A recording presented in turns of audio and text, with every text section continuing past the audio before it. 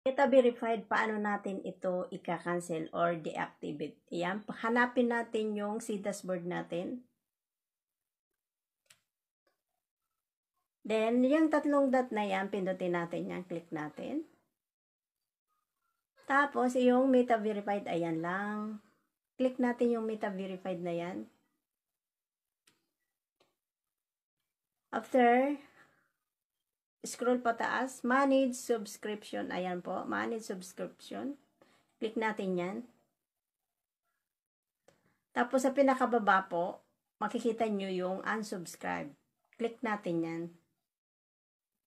Then, pinakababa ulit, makikita nyo yung cancel meta verified. Click na natin yan para maalis na natin yung ating subscription sa meta verified para hindi na tayo magbayad ng $4.99 buwan-buwan kung hindi natin kayang magbayad.